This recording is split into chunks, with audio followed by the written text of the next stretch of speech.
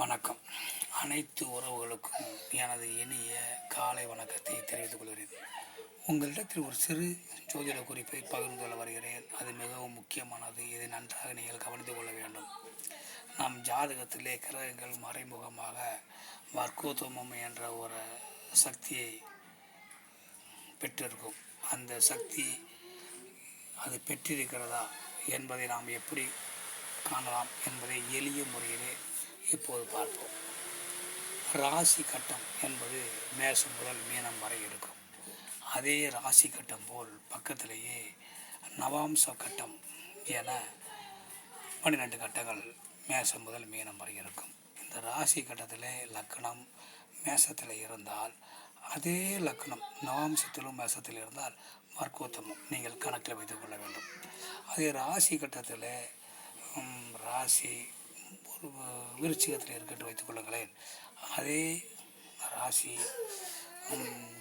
நவாம்சத்திலும் விருச்சிகத்தில் இருந்தால் ராசி வர்க்கத்துவம் பெற்றிருக்கிறது என நீங்கள் நினைத்துக் கொள்ள வேண்டும். இதுபோலதான் கிரகங்களும் சூரியன் சிம்மத்தில் இருக்கிறார் என்று வைத்துக் கொள்ளுங்கள். சிம்மத்திலே சூரிய பகவான் ஆட்சியில் இருப்பார், மூல திரிகோணத்தில் இருப்பார்.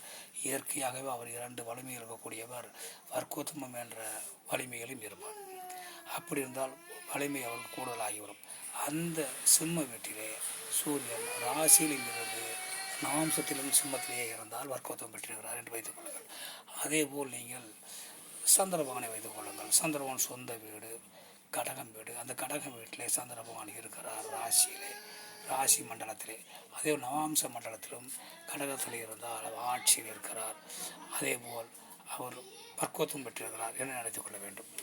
ஆட்சி என்பதை மட்டும் நினைத்துக் கொள்ளக்கூடாது. வர்க்கோத்தம் பெற்றிருக்கிறார். 2 இடத்திலும் ஒரு கிரகம் இருக்கும்போது அந்த கிரகம் வர்க்கோத்தம் பெற்றிருக்கிறது என எடுத்துக்கொள்ள வேண்டும். அதே போல் இப்படி நம்ம ஒவ்வொரு கிரகமும் அதனது காரகத்துவத்தை செய்யும், கொடுக்கும். நமக்கு அதிகமான நல்ல காரகத்துவ பலன்களை கொடுக்கும்.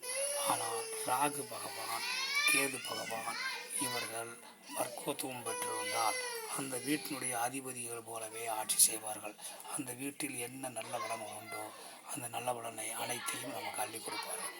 அதனால் ஒரு கிரகம் நேரடி வலுவில் இருக்கிறதா, மறைமுக வலு இருக்கிறதா, நேரடி வலுவும் மறைமுக வலுவும் சேர்ந்து இருக்கிறதா என பல கோணங்களை நாம் ஆய்வு செய்ய வேண்டும்.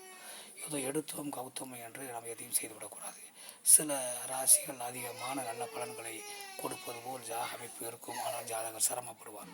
சில ராசிகள் அமைப்பு என்பது ஒன்றுமே இல்லையே, ஆட்சி இல்லையே, உச்சம் இல்லையே, திட்பலம் இல்லையே, இந்த வீடு பரிவர்த்தனை இல்லையே, ராசி பரிவர்த்தனை இல்லையே, நட்சத்திர பரிவர்த்தனை இல்லையே, இப்படியெல்லாம் நான் பார்வை பரிவர்த்தனை இல்லையே, இப்படிலாம் நம்ம சொல்லுவோம். தன் வீட்டை தானே பார்த்தால் அது ஒரு வலிமை.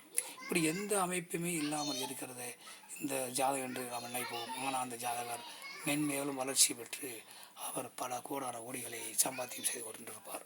அதுதான் இப்படிப்பட்ட வர்க்கோத்தமம் மறைமுகமாக இருக்கும். ஆனால் ஜாதகத்தை தெளிவான முறையில் நாம் பார்க்க வேண்டும். தெளிவான முறையில் பார்த்த பின்புதான் ஜாதகருக்கு நம் பலன்களை கூற வேண்டும். அதனால் மற்ற விஷயங்களை அடுத்தபடி காண்போம். நன்றி, வணக்கம்.